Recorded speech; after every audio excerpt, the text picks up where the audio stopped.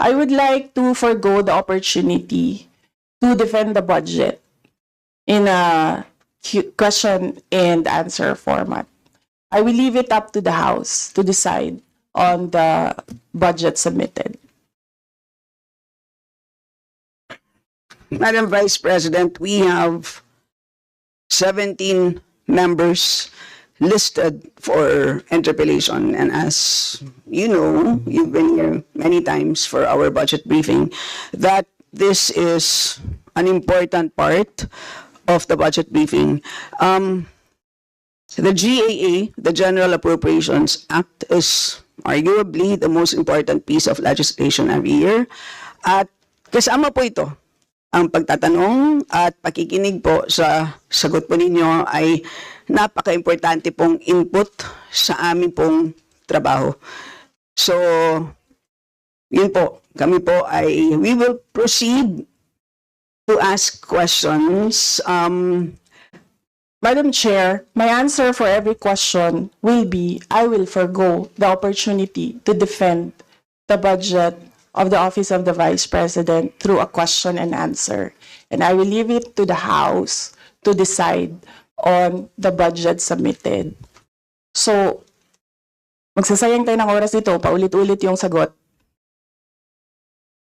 That is acceptable to us. Unless I hear any objection, that is acceptable to us. Madam Chair, siguro first observation, no, yung on the budget for the 2024, yung Vice President na nagsabi, Madam Chair, na slow and low utilization. So nakita naman natin doon sa presentation. So yung utilization ay napakababa. Pero syempre comment ko lang, no, mas mabilis siya sa confidential funds. 100% in 11 days. Madam Chair, since you allowed her a snide comment, you will allow me a snide comment as well. I don't recall hearing a snide comment, Madam Vice President. Ang snide comment, that's a matter of judgment. So please proceed with your... Secretariat, Madam Chair, I would like the Secretariat to repeat the first 3 lines of the comments. Well, point of order, Madam Chair. Point of order, Madam Chair, kasi parang... So let's please proceed with the answer. Point of order, Madam Chair, kasi parang siya yung nagpe-preside eh. You allowed her a snide comment and then you will not allow me Please wait a to be snide recognized. comment. Excuse me, our members and our guests. I warn you. Please wait. Don't go to this rabbit hole. Please wait to be acknowledged before you speak. I request that the chairperson of the Finance Committee preside over this hearing. Madam Vice President, with due respect, you are not allowed to do that, Madam Vice President. You are not allowed to introduce any motion. You are a research person this hearing, Madam President. I did not move, ma'am. I requested as your resource person, I requested So that the your request chairperson is of the denied, committee. Madam Vice President. Madam Chair, the topic and the invitation of the House of Representatives to the Office of the Vice President for this hearing is the 2025 budget proposal. There is no confidential funds in the 2025 budget proposal.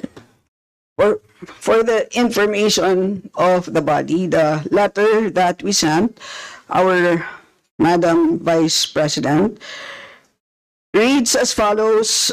In the second paragraph, we noted the following topics to be discussed.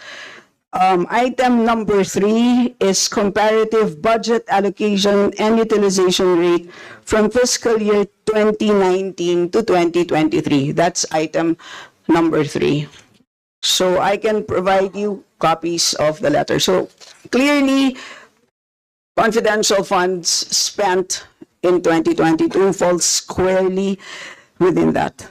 ang gist lang na nakuha ko na nasabi kanina ni Representative Luistro, yes, is that wala siyang time na isa-isahin per letter yung letter namin sa Commission on Audit on why the requested documents should not be released to Congress. Pero nakahanda na yung mga sagot niya sa lahat ng arguments namin sa national security, sa due process, and sa separation of powers. Is this part ba of what you said earlier, Representative Kimbo, let's stick to the plan? Yun yung narinig ko sa iyo kanina. Kasi kanina, very clear ang sinabi naman po, there was a plan, stick to the plan. Wala rin po ako natatandaan. I kept saying, let us all stick to the issues, which is the budget.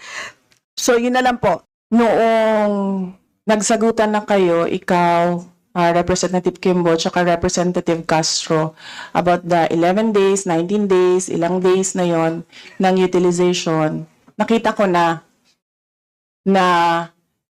that was the start of an attack against the Office of the Vice President, and i-hinge yung attack on the confidential fund use. So nakita na namin yung timelines and nakita na namin yung kumbaga script sa narrative ng attack on the Office of the Vice President with regard to confidential funds. So to show goodwill to the people and para mapabigyan ng muka na sinabi namin na hindi namin napapadali ang trabaho namin dahil sa confidential funds, dahil natatarget namin kung saan dapat ilagay ang proyekto, pero pwede kaming magtrabaho ng walang confidential funds. That is the reason why hindi na namin ginamit ang fourth quarter na confidential funds sa Office of the Vice President to show the people, the public, that we are in good faith sa paggamit ng confidential funds. And we are true to our word na sinabi namin na napapadali ang trabaho, pero pwedeng i-give up yan. Kanina po nabanggit ang pangalan ko kasama ni Kong Franz nung meron pong nagtanong kung bakit may 125 million para sa fourth quarter taong 2023 na hindi po ginamit ng ating pangalawang Pangulo. Nabanggit ang pangalan ko. I believe ang sinabi po ni Madam Vice President is that tila may lumalabas na po na pattern simula nung araw na nagsagutan po kami sa plenaryo na lumabas po na 11 days lamang ang period na kung saan ginamit po ang pondo amounting to 125 million. I just want to state for the record that that was in no way planned action on my part. That was the most difficult moment in my 5 years in Congress. Tinanong ako ng isang tanong, I just had to say the truth.